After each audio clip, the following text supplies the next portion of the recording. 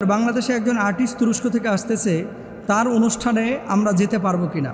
সুলতান সুলেমান, তারপরে হুররাম সুলতান, তারপরে এই ধরনের এই যে ইউসুফ জুলেখা, এই ধরনের যে নাটক সিনেমাগুলো প্রচার করা হচ্ছে এবং ম্যাগাজিনে তাদের গল্প লেখা হচ্ছে, এগুলো পড়া বা দেখা যাবে কিনা। দেখেন, তুরস্ক আমি নিজেও সফর করেছি এবং সুলতান সুলেমানের কবর আমি নিজেও জিয়ারত করেছি, আলহামদুলিল্লাহ।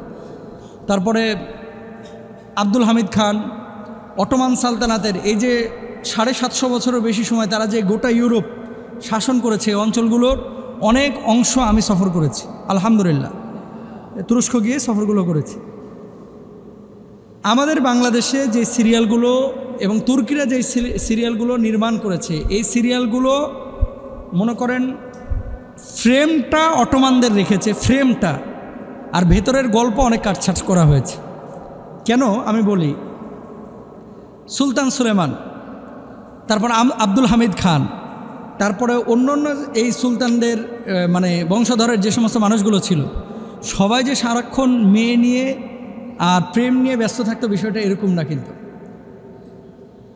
সুলতান ফাতে মোহাম্মদ ইস্তাম্বুল বা কুস্তুনতুনিয়া যিনি জয় করেছিলেন, আল্লাহওয়ালা ছিলেন, আল্লাহওয়ালা। আল্লাহ রসুল বলেছিলেন যে আমার উম্মতের মধ্যে এক শ্রেণীর উম্মত আসছে যাদের হাতে কুস্তুনতুনিয়া মানে ইস্তাম্বুল বিজয় লাভ করবে। এই ইস্তাম্বুল বিজয় যারা লাভ করবে, এই ইস্তাম্বুল জয় যারা লাভ করবে, এদেরকে আল্লাহ সুবহানাহু ওয়া তাআলা বদরি সাহাবীদের মতো মর্যাদা দেবে, আর বদরের যুদ্ধ যারা করেছে তাদের মতো মর্যাদা দেবে। তো সুলতান ফাতে মোহাম্মদ, ওনারা কুস্তুনতুনিয়া জয় করেছে, ওনারা সেই মর্যাদা পাবেন। ওনারা আল্লাহওয়ালা ছিলেন, ইমানের জোরে কিন্তু তারা জয়লাভ করেছিলেন। তো এরকম সারাক্ষণ যদি প্রেম নিয়ে, নারী নিয়ে মত্ত থাকতেন, এই বিজয়কে আল্লাহ তাআলা তাদেরকে দিতেন। এবার আসেন রাষ্ট্রনায়ক, ধরেন কথার কথা, এই যে সৌদি আরবের যে প্রিন্স যারা আছে, 5 ভাই, 4 ভাই ভালো, 1 ভাই খারাপ। বাপের একই মানে ফ্যামিলির 10টা ভাই আছে বা সন্তান আছে, 10 জনের মধ্যে 8 জন ভালো, 2 জন খারাপ, এরকম হয় কি হয় না? সুলতানদের মধ্যে কিছু সুলতান এরকম ছিল যারা বিলাসী জীবনযাপন করত।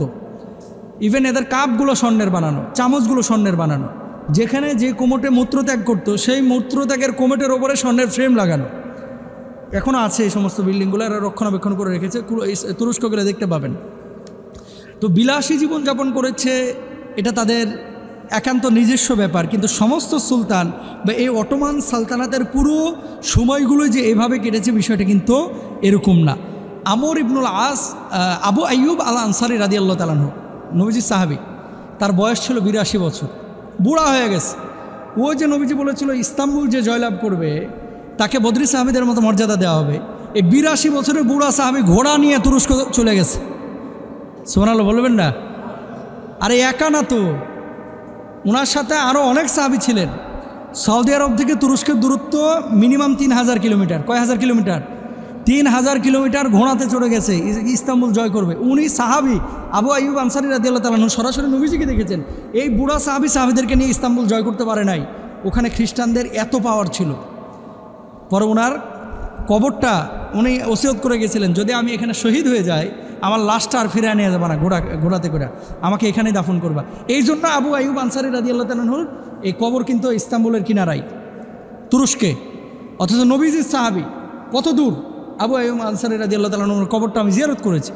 যেটা বলার উদ্দেশ্য, এই সুলতান সুলেমানের যে ক্যারেক্টার আপনারা দেখেন, এখানে কিছু গল্প সত্য, কিছু গল্প এখানে কাটছাট করা হয়েছে, কিছু গল্প প্রেম, রিলেশনশিপ, এগুলো এখানে ঢুকানো হয়েছে এবং এগুলো মানুষের মানে খোরাক তৈরি করার জন্য, মানুষকে একটু মানে আগ্রহ তৈরি করার জন্য, আকর্ষণ করার জন্য এগুলো করেছে।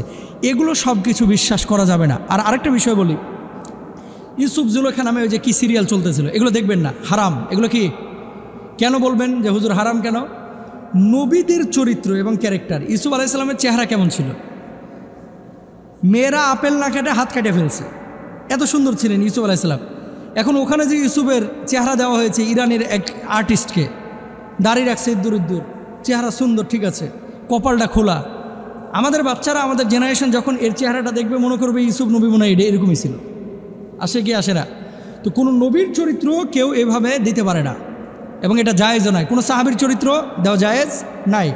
হ্যাঁ, গল্প আকারে প্রকাশের জন্য আপনি এতটুকু করতে পারেন যে ধরেন আপনি চেহারা বানাইলেন না, ছায়ার মতো কিছু বানাইলেন, অথবা চাদর দিয়ে একজন মানুষের আকার ধারণ করাইলেন, চেহারা দেখাবেন না, সেটা আপনি প্রেজেন্ট করতে পারেন, এবং সত্য ইতিহাস যদি তুলে ধরা হয় এটা জায়েজ আছে।